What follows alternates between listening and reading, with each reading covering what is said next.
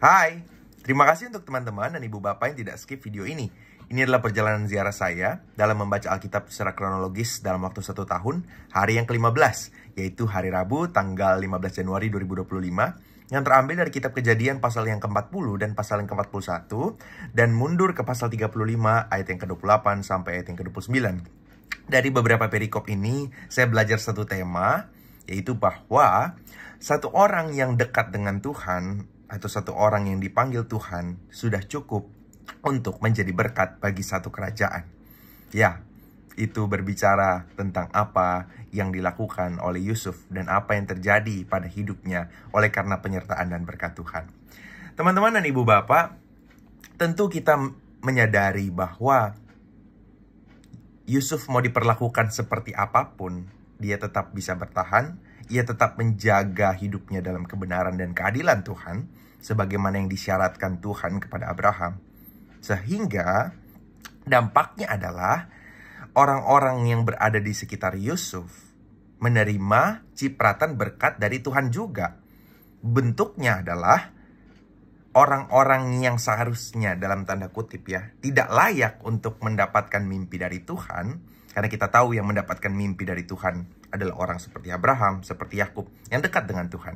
Tetapi ketika Tuhan mengizinkan bahwa mimpinya dinyatakan kepada juru minum dan juru roti, kita mengetahui bahwa meskipun mereka orang Mesir yang jauh dari Tuhan, Tuhan memakai mimpi tersebut diletakkan pada kedua orang ini sehingga Tuhan dapat meninggikan Yusuf.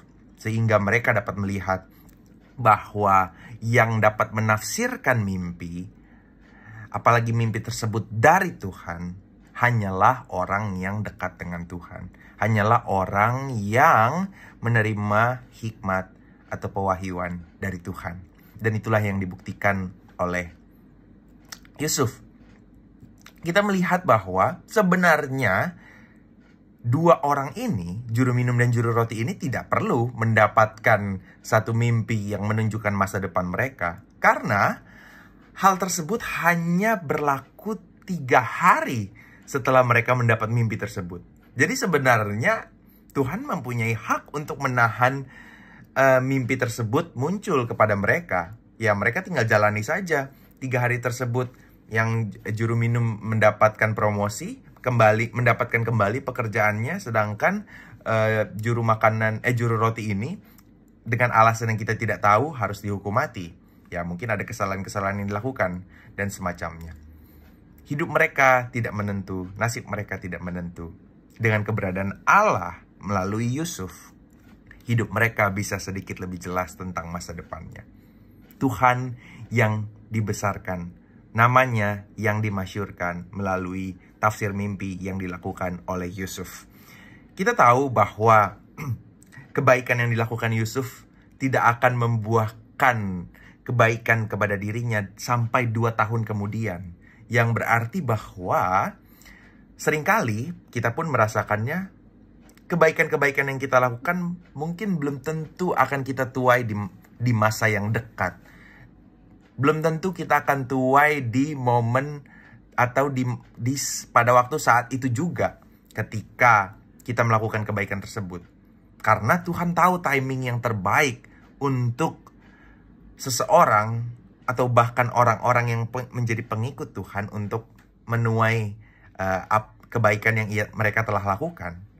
Dan teman-teman, ibu bapak, Yusuf harus menunggu sampai 2 tahun untuk sesuatu hal terjadi dalam hidupnya. Dan ternyata orang ketiga yang mendapatkan cipratan berkat dari Tuhan tidak lain dan tidak bukan adalah seorang raja sendiri, yaitu Firaun, sang raja Mesir. Kita tahu bahwa Firaun tidak dekat dengan Tuhan sama sekali. Bahkan dia memiliki berbagai magician atau penyihir, berbagai orang pintar yang mungkin mendapatkan hikmatnya dari ilah-ilah yang mereka sembah saat itu. Artinya jauh dari Tuhan. Tetapi kenapa Tuhan memberikan mimpi kepada orang seperti Firaun? Tentu kita bisa mengingat jawaban yang sebelumnya, yaitu bahwa melalui mimpi ini Tuhan bukan mau memberkati Firaun, tetapi Tuhan hanya mau menunjukkan kebesaran namanya melalui hambanya, yaitu Yusuf.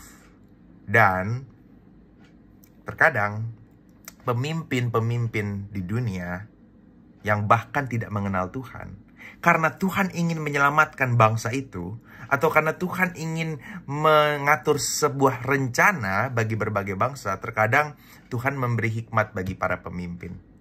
Nanti kita tahu kan di masa depan ada pemimpin seperti Kores yang akhirnya membuat bangsa Israel kembali dari pembuangan menuju kepada tanah kelahiran mereka. Nah, jadi Tuhan sangat mudah untuk mengatur hati seorang raja atau pemimpin-pemimpin di dunia ini untuk melakukan apa yang ia kerjakan. Meskipun bagi orang-orang sipil atau rakyat biasa mungkin susah dimengerti. Tetapi pada kali ini Tuhan ingin menyatakan kuasanya, berkatnya melalui Yusuf, sehingga Firaun dan bahkan seluruh warga Mesir mendapat kecipratan berkat dari Tuhan. Bayangkan, hanya karena Yusuf ada di sana, ia sanggup mengartikan mimpi yang besar itu. Dan kemudian Yusuf dengan hikmatnya, dia setelah mengatur rumah Potifar, dia diberi kepercayaan mengatur orang-orang di penjara. Dan dia diberi hikmat oleh Tuhan untuk memberi solusi terhadap mimpi yang telah ditafsirkan tersebut. Dan yang paling berharganya adalah ketika 2 kali Yusuf mengatakan kepada orang-orang di Mesir, kepada juru minum, kepada juru roti, kepada Firaun, "It's not me, but my God." Bukan aku, tetapi Tuhan. Setiap kali ia mengerjakan sesuatu yang baik dan orang memuji dia, selalu yang dia lakukan adalah mengarahkan spotlight atau mengarahkan perhatian atau mengarahkan pengakuan itu bukan ke dia, tetapi ke Tuhan. Dan Firaun mengkonfirmasi hal ini. Yusuf dianggapnya sebagai orang yang dipenuhi dengan roh Allah. Bisa keluar dari mulut seorang Firaun yang menandakan bahwa memang Yusuf dipenuhi dan berjalan bersama dengan roh Allah saja. Artinya bahwa kedekatan dengan Tuhan sungguh-sungguh akan membuat seseorang berbeda di tengah dunia. Kedekatan dengan Tuhan sungguh-sungguh akan membuat orang tersebut skillful atau menjadi yang terbaik di segala posisi yang dipercayakan kepada hidupnya. Dan hal inilah yang terjadi pada hidup Yusuf. Yusuf memerlukan 13 tahun bagi dirinya dari mendapatkan mimpi sampai menerima janji terhadap mimpi tersebut. Dari dia umur 17 sampai dia umur 30, baru dia menjadi pemimpin sebagaimana yang Tuhan sudah nyatakan bagi dirinya. 13 tahun bukan perjalanan yang mudah. Bukan perjalanan di mana Yusuf hanya menunggu dan kemudian di tahun ke-13 dia mendapatkannya. Tetapi ia harus mengalami serangkaian proses.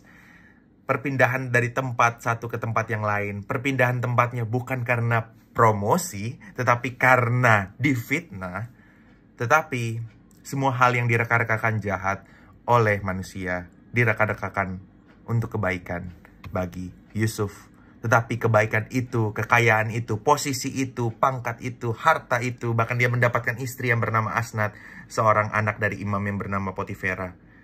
Semua hal itu tetap sebagaimana berkat Tuhan pada Abraham, hanyalah alat, hanyalah tools untuk Yusuf memberkati seluruh Mesir dan memberkati seluruh dunia saat itu.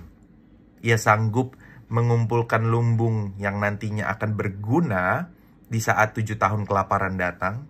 Dan ia sanggup mengumpulkan lumbung yang bahkan bisa dijual kepada orang-orang di luar Mesir saat itu. Keberadaan satu orang yang dekat dengan Tuhan, yang dipakai Tuhan, yang hidup tidak kompromi dengan dosa. Satu orang cukup mengubahkan satu bangsa. Meskipun kita bisa mengetahui bahwa situasi dari keluarganya belum begitu baik, bahwa di momen dimana Yusuf harus diproses di Mesir oleh Tuhan, Yakub harus mengubur ayahnya Esau, yang mana kita tahu pada saat itu Yakub dan Esau sudah tua, tetapi harus mengubur Ishak yang Tuhan panggil pulang. Kondisi di luar Israel, di luar Mesir tidak begitu baik. Ada banyak duka, ada banyak kelaparan, tetapi melalui satu orang yang memberkati satu bangsa, dapat memberkati satu dunia. Hanya dari satu orang. Bayangkan ketika Tuhan menjanjikan bahwa satu bangsa yang akan menjadi berkat, bukan hanya satu orang. Artinya adalah keniscayaan untuk satu dunia ini mendapat berkat melalui orang-orang yang menjadi percaya dan mengikut Tuhan dan mengikut Kristus yang hidup dipimpin oleh Roh Kudus. Karya penyelamatan Tuhan cukup untuk mengaktifkan berkat-berkat bagi berbagai bangsa itu. Berkat rohani, berkat materi, apapun itu yang Tuhan izinkan supaya nama Tuhan menjadi masyhur dan supaya orang-orang dapat merasakan penyertaan Allah yang sejati, penyertaan Allah yang benar. Hanya dari hidup satu orang. Di masa lalu hanya dari hidup Yusuf.